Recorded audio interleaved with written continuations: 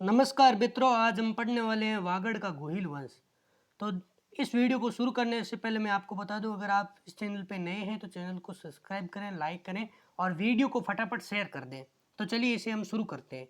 अब देखिएगा, पिछली क्लास में हमने जाना था कि जब अजय पाल को, देखिए हम यहाँ से वागड़ का जो गोहिल वंश है, देखो वागड़ पे किन किन का शासनकाल रहा। तो किन किन के में पहले, सबसे पहले क्षत्रप वंशी रहे, उसके बाद में परमारों का रहा, बीच में गुप्तों का भी रहा लेकिन परमारों का प्रमुख रहा परमार। उसके बाद में सोलंकी, और सोलंकियों को हराकर जो वागड़ के स्वामी बने वो गोहिल थे। गोहिल में वंश में जो आपको अगर पता हो, अगर राजस्थान का इतिहास में मेवाड़ का इतिहास आपने मेरे साथ पढ़ा है, तो सेतर सिंह के पुत्र थे, दो पुत्र थे, एक सामंत सिंह था और एक कुमार सिंह था। सामंत सिंह ने अजय पाल को किसी समय हराया था, इसलिए उसका बदला लेने के लिए, अब देखिए जो नाडोल के शासक है या जालोर के शासक है कीर्तिपाल, वो किसके सामंत है, तो वे गुजरात के सोलंकियों के सामंत है। इसलिए इस बात का बदला लेने के लिए अजय पाल ने इसका बदला लेने के लिए मेवाड़ पर आक्रमण करवाया कीर्तिपाल से, जिसे शॉर्ट में कीटू कहते हैं। और उसने 1177 के आसपास मेवाड़ पर आक्रमण किया और वहां से सामंत सिंह को मेवाड़ से दखल कर दिया, यानी सामंत सिंह को मेवाड़ से निकाल दिया और मेवाड़ पर अपना अधिकार कर लिया कीर्तिपाल ने। अब देखिएगा, वहां से निकलकर सामंत सिंह कहाँ आते हैं, तो वहां से निकलकर सामंत सिंह वागड़ की तरफ आते हैं। वागड़ कौन सा क्षेत्र है? डूंगरपुर, बांसवाड़ा, ये क्षेत्र वागड़, जो प्रतापगढ़ का ये क्षेत्र वागड़ है, इस क्षेत्र में आते हैं। और यहाँ पर आकर एक यहाँ के शासन का थे जो सोलंकियों के सामंत थे, लेकिन यहाँ के शासक थे, उन्हें हराते हैं और उसका नाम है चौरासिमल। चौरासिमल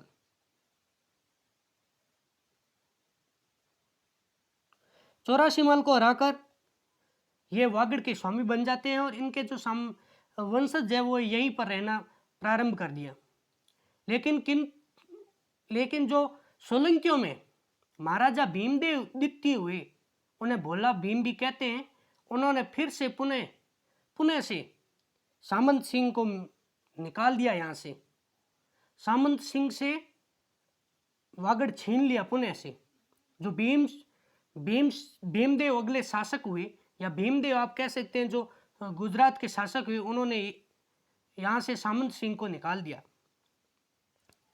इन्होंने वागड़ ही नहीं बल्कि मेवाड़ पर भी अधिकार कर दिया और जो वागड़ का जो क्षेत्र था वो गोहिल वंशियों को दे दिया। ध्यान देखिएगा, यहाँ पे सामंत सिंह के वंशजों को नहीं दिया गया, ये गोहिल कोई अन्य शाखा के उनको दे दिया गया। अब देखिएगा, अब क्या होता है कि इनके सामंत सिंह के वंशज हुए और जिनका नाम जैत सिंह था, जैत सिंह। और इन्होंने 1221 के आसपास वागड़ को पुनः प्राप्त किया और वागड़ के सोलंकियों को हरा दिया।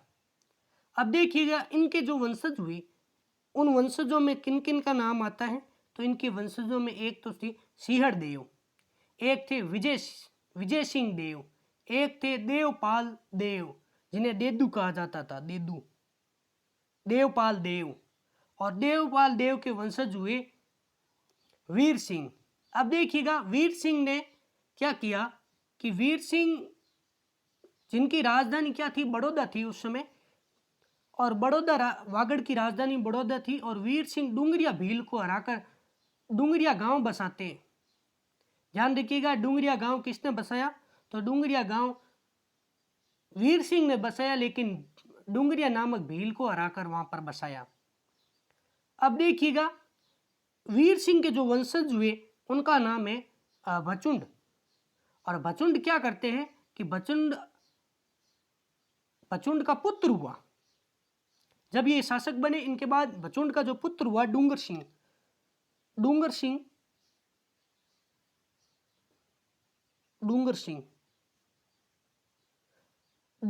ने डूंगरपुर नामक कस्बा बसाया, जो कि बाद में वागड़ की राजधानी स्थापित कर दी गई। अब देखिएगा, इसमें बिल्कुल भी कंफ्यूज मत होइएगा कि वीर सिंह ने डूंगरिया भील को हराकर डूंगरिया गांव बसाया, लेकिन जो बचुंड थे उनके पुत्र डूंगर सिंह ने डूंगरपुर कस्बा बसाया और वागड़ की राजधानी स्थापित की। अब देखिएगा, और डूंगर सिंह के जो वंशज हुए उन वंशज का नाम है प्रताप सिंह। प्रताप सिंह। और प्रताप सिंह ने क्या किया? प्रताप सिंह ने पातेला तालाब बनवाया, पातेला दरवाजा बनाया और अपने नाम से प्रतापपुर यानी पातलपुर नामक गांव बसाया। और इन्हीं के वंशज हुए। इनके बाद इनके पुत्र बने गोपीनाथ।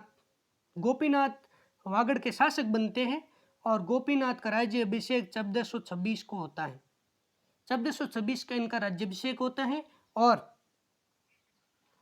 गोपीनाथ ने जो अहमद शाह द्वारा तोड़ा गया सोम मंदिर था, उस सोम मंदिर का जीर्णोद्धार करवाया। ये जीर्णोद्धार करवाते हैं सोम मंदिर का। और गोपीनाथ के द्वारा डूंगरपुर में गेब सागर, ध्यान दीजिएगा, गेब सागर झील का निर्माण करवाया गया और गेब पोल दरवाजे का निर्माण करवाया गया। इनके जो उत्तराधिकारी हुए उनका नाम है सोमदास। सोमदास गोपीनाथ के उत्तराधिकारी हैं, सोमदास। और इन्हीं के समय में मांडू के सुल्तान महमूद खिलजी और मालवा के सुल्तान माफ कीजिएगा, गुजरात के सुल्तान गयासुद्दीन के आक्रमण हुए, इन्हीं के समय होते हैं। और जो इनका काल था वो लगभग 1480 के आसपास था और 1480 से पहले था। इनके कार्यकाल में जो आक्रमण होते हैं वो आक्रमण एक तो मांडू के शासक करते हैं और एक गुजरात के शासक इन पे आक्रमण करते हैं। उस समय मेवाड़ में शासक महाराणा कुंभा थे। सोमदास ने अपने शासनकाल में पीतल की मूर्तियां, ध्यान रखिएगा, पीतल की मूर्तियां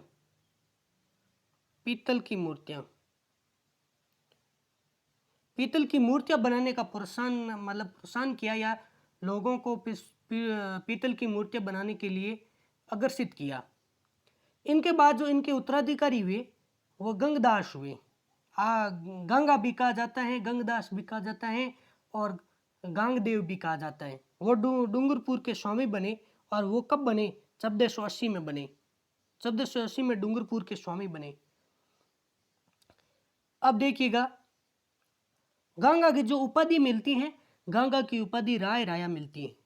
कई शिलालेखों में इनकी उपाधि राय राया लिखी हुई है, राय राया, ये उपाधि इनकी मिलती है। इनके बाद जो इनके अगले उत्तराधिकारी हुए वो महारावल उदय सिंह हुए। महारावल उदय सिंह। वागड़ के इतिहास से बहुत ही कम क्वेश्चन उठाए जाते हैं, इसलिए हम उसी हिसाब से पढ़ रहे हैं। महारावल उदय सिंह अगले शासक हुए। महारावल उदय सिंह देखिएगा, खानवा के युद्ध में महाराणा सांगा के पाती परवन प्रथा के तहत बुलाए जाने पर ये वहां पे गए और खानवा के युद्ध में वीर गति को प्राप्त हुए। और ये खानवा का युद्ध 17 मार्च 1527 इस युद्ध में गए और खानवा के युद्ध में ये वीर गति को प्राप्त हुए। और उदय सिंह के 2 पुत्र थे। अब देखिएगा, ये सबसे शानदार मोड़ है। यहाँ से आपको डूंगरपुर और बांसवाड़ा का अलग अलग पता चलेगा कि अलग अलग इतिहास कैसे हुआ। ये सबसे खतरनाक मोड़ है। महारावल उदय सिंह के 2 पुत्र थे। एक पुत्र का नाम था पृथ्वीराज और दूसरे का नाम था जगमाल। 2 पुत्र थे, ध्यान दीजिएगा, 2 पुत्र। अब जब महारावल उदय सिंह जीवित थे तो वो क्या करते हैं, दोनों पुत्रों को अलग अलग राज्य का हिस्सा आधा आधा करके दे देते हैं। और अब देखिएगा, महारावल ये जो दोनों पुत्र थे ये अलग अलग रानियों के पुत्र थे। जो सोनगिरी की पन्ना कुंवरी का जो पुत्र था वो पृथ्वीराज था, पृथ्वीराज। और पृथ्वीराज कहाँ का स्वामी बना? तो पृथ्वीराज जो देखिएगा डूंगरपुर का स्वामी बना। अब देखिएगा, जो दूसरे पुत्र थे उदय सिंह के, जो दूसरे पुत्र थे जगमाल, वो जगमाल कहाँ के स्वामी बनते हैं? तो वो जगमाल बांसवाड़ा के स्वामी बनते हैं। ये उदय सिंह अपनी मृत्यु से पहले ही, खानवा के युद्ध में जाने से पहले ही दोनों पुत्रों का बंटवारा करके चले गए, क्योंकि अगर मेरी मृत्यु हो गई, युद्ध में मृत्यु हो गई, या मैं कभी मेरी मृत्यु हो जाई, तो ये दोनों लड़े ना, भाई भाई आपस में वैर ना रखें, वे मनुष्य ना रखें, इसलिए दोनों को राज्य आधा आधा बांट के चले गए। अब देखिए, अब हम पढ़ते हैं डूंगरपुर का इतिहास, क्योंकि उदय सिंह दो हिस्से करके करके चले गए वागड़ के। अब एक डूंगरपुर हो गया और एक बांसवाड़ा हो गया, अब दोनों का इतिहास अलग अलग चल रहा है। तो अब हम देखते हैं डूंगरपुर का इतिहास। डूंगरपुर राज्य में तब देखिए, डूंगरपुर को जो पहले शासक हुए स्वतंत्र राजा, जो जिसने डूंगरपुर की नींव डाली, डूंगरपुर में गोहिल वंश की नींव डाली, वो स्वतंत्र राजा महारावल पृथ्वीराज थे। महारावल पृथ्वीराज, ये डूंगरपुर में स्वतंत्र नींव डालते हैं। अब ये अपने पिता की मृत्यु के बाद शासक बनते हैं, और इनकी जो रानी थी सजनबाई, वो वेणेश्वर मंदिर के पास विष्णु मंदिर बनाती है, द्वारिका नाथ मंदिर बनाती, और ये अपनी पुत्री का विवाह, पृथ्वीराज अपनी पुत्री का विवाह राव मालदेव से करवाते हैं। ये याद रखिएगा, बस इतना ही है इनके शासनकाल में, बस इतना ही हुआ। और जो इनके अगले शासक हुए, इनकी मृत्यु के बाद जो शासक बने, वो महारावल आस्करण थे। आस्करण डूंगरपुर के शासक बनते हैं। जब बादशाह अकबर महाराणा प्रताप को, मेवाड़ के शासक महाराणा प्रताप को हराने के उद्देश्य से बांसवाड़ा और डूंगरपुर आते हैं, तो बांसवाड़ा और डूंगरपुर के जो शासक थे, उस समय बांसवाड़ा के शासक थे प्रताप सिंह और डूंगरपुर के शासक महारावल आस्करण। ये दोनों बादशाह अकबर की अधीनता स्वीकार कर लेते हैं। ये अकबर की अधीनता स्वीकार कर लेते हैं और अकबर के सामंत हो जाते हैं। महारावल आस्करण सोम नदी और माही नदी के संगम पर वेणेश्वर का शिवालय बनाते हैं। अब देखिएगा, इन्होंने महारावल आस्करण ने अपने नाम पर आसपुर कस्बा बसाया, और महाराणा आस्करण की 1580 में मृत्यु हो जाती है। इनकी मृत्यु के बाद जो अगले शासक बनते हैं, वो इनके पुत्र महारावल सहसमल अगले शासक बनते हैं। सहसमल, महारावल सहसमल अगले वागड़ के साथ स्वामी बनते हैं, और इनके राज्यकाल में जो राजमाता प्रेमल देवी थी, प्रेमल देवी ने 9 लखा बावड़ी का निर्माण करवाया और डूंगरपुर में करवाया। याद रखिएगा, इनके शासनकाल की सबसे महत्वपूर्ण बात यही है कि महारावल सहसमल की, माफ कीजिएगा, महारावल सहसमल के शासनकाल में 9 लखा बावड़ी का निर्माण करवाया जाता है और डूंगरपुर में करवाया जाता है। किसके द्वारा करवाया जाता है? तो राजमाता प्रेमल देवी के द्वारा करवाया जाता है। अब देखिएगा, महारावल सहसमल सूरपुर, महारावल सहसमल सूरपुर गांव में माधवराव का विशाल मंदिर बनाते हैं, और जो इनके बाद जो अगले वागड़ के शासक बने, या आप कह सकते हैं डूंगरपुर के शासक बने, क्योंकि डूंगरपुर का अब अलग से इतिहास चलने लग गया है। तो डूंगरपुर के जो शासक बने, वो शासक थे महारावल पुंजराज कह सकते हैं आप, पुंजा कह सकते हैं, महारावल पुंजराज या पुंजा अगले शासक बने। लेकिन ये किसके वंशज थे? ये सहसमल के वंशज थे। ये सहसमल के पुत्र नहीं थे, ये सहसमल के वंशज थे। और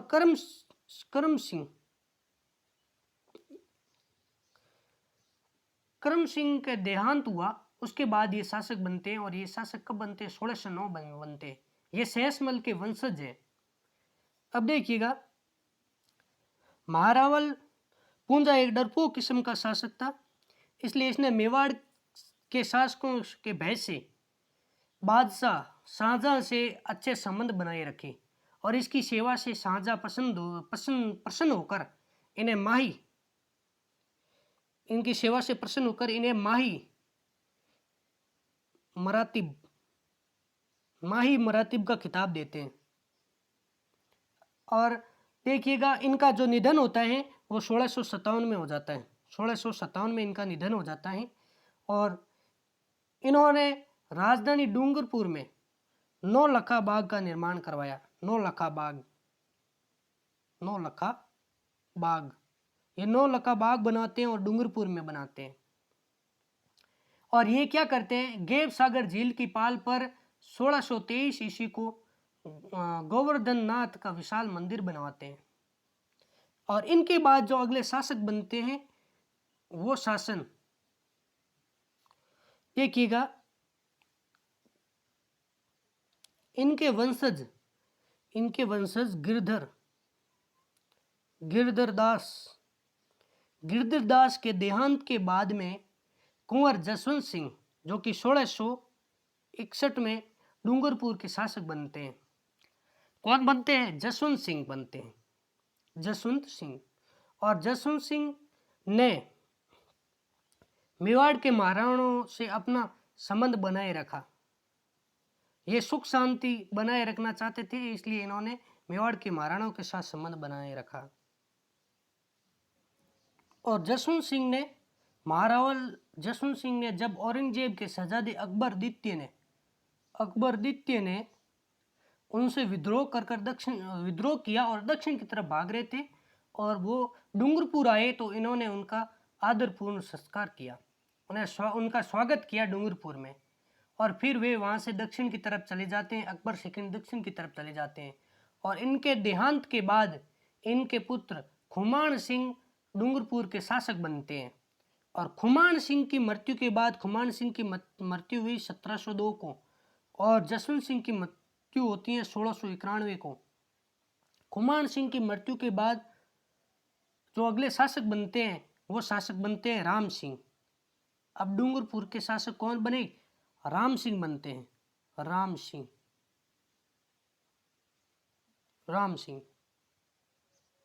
जब राम सिंह शासक बने तो इन्होंने पाया कि मेवाड़ के जो महाराणा है वो बार बार डूंगरपुर पर आक्रमण कर रहे हैं और उसकी वजह से डूंगरपुर को क्षति उठानी पड़ रही है। इसीलिए ये क्या करते हैं कि मेवाड़ के महाराणाओं से सुरक्षा पाने के लिए बादशाह की सेवा में हाजिर होते हैं और डूंगरपुर की जागीर का फरमान प्राप्त करते हैं, यानी उनकी अधीनता स्वीकार करते हैं। इसलिए उनकी सुरक्षा प्राप्त कर सके इसलिए उनकी अधीनता स्वीकार करते हैं। अब देखिएगा, लेकिन जब दिल्ली की मुगल सत्ता की अवनति होने लगी, मुगल साम्राज्य की अवनति होने लगी और दूसरी तरफ मराठाओं का उत्कर्ष बढ़ने लगा, मराठा दिन ब दिन अपनी शक्ति को बढ़ाते जा रहे थे। इसलिए इन्होंने क्या किया, देखिए कि दिमाग से कितने चालाक हैं। इन्होंने क्या किया, अब इन्होंने देखा कि मुगल एक तरफ अवनति की ओर है, मराठा उत्कर्ष की ओर है, तो इन्होंने मराठों से संधि करी। और मराठों से किससे संधि करी? पेशवा बाजीराव से। इन्होंने पेशवा बाजीराव से संधि कर ली और खिराज देना प्रारंभ कर दिया, यानी कर देना प्रारंभ कर दिया। अब देखिएगा, लेकिन मराठों से संधि होने के बाद भी मराठा अधिकारी राघव जी और उनके जो साथी थे, राघव जी के साथी जो सवाई काट सिंह, उन्होंने डूंगरपुर पर कुछ इलाकों पर, जो डूंगरपुर के इलाके थे उस पर लूटमार मचाते हैं। और लूटमार मचाने की वजह से डूंगरपुर को भारी क्षति होती है। और जब क्षति होती है तो राम सिंह पेशवा से इसकी शिकायत करते हैं और पेशवा से शिकायत करने के बाद जो अफसरों द्वारा लूटी गई धन संपत्ति थी, जो रुपए लूटे थे, वो वापस राम सिंह को भिजवाए जाते हैं। और राम सिंह का जो देहांत हुआ, वो राम सिंह का देहांत 13 मार्च 1730 को हुआ। महारावल के 4 पुत्र थे। 4 पुत्रों में एक तो उदय सिंह, एक बकत सिंह, एक उमेद सिंह, एक शिव सिंह। इसमें से शिव सिंह को उसने अपने देखिएगा युवराज बनाया। शिव सिंह को क्या बनाया? युवराज बनाया। और राम सिंह क्या करते हैं? राम सिंह अपने नाम पर रामगढ़ गांव बसाते हैं और डूंगरपुर में रामपोल दरवाजा बनाया अपने नाम पे। तो एक राम सिंह ने क्या किया? रामगढ़ गांव, रामगढ़, और एक रामपोल, डूंगरपुर में रामपोल दरवाजा बनवाते हैं, रामपोल। राम सिंह एक वीर, चतुर और एक व्यवस्था कुशल व्यक्ति थे, दूरदर्शी व्यक्ति थे। अब दूरदर्शी होने के प्रमाण ये है कि जब मुगल की शक्ति कम हो रही थी तो उन्होंने मराठों से संधि कर ली। उन्होंने भीलों के दमन को भी कम किया, क्योंकि भील जाति ने बहुत उत्पात मचाते थे, इसलिए इन्होंने भीलों के दमन किया और भीलों के आतंक को कम करने के लिए अपना आतंक जमाए रखा। इन्हीं के समय में डकैती और जो चोरी वो कम हो गई थी। अब देखिएगा इन्होंने क्या किया कि अपने सबसे छोटे पुत्र का, जो इनका चौथा पुत्र था शिव सिंह, उसको युवराज बनाया, उसको अगला शासक बनाया, उत्तराधिकारी बनाया। इससे राज्य में बहुत बड़ा वखेड़ा खड़ा हो गया। क्यों हो गया? क्योंकि इन्होंने राज्य का जो उत्तराधिकारी था वो राजपूत रीति रिवाज के विरुद्ध बनाया, इसलिए राज्य में बहुत बड़ा बखेड़ा खड़ा हो जाता है और जिससे राज्य को क्षति होती है, जिससे राज्य को क्षति उठानी पड़ती है। तो इस वीडियो में बस इतना ही। हम अगले वीडियो में पढ़ेंगे जो आगे का डूंगरपुर का इतिहास है, वो आगे कंटिन्यू करेंगे। तो जब तक के लिए धन्यवाद। घर पे रहें, सेफ रहें।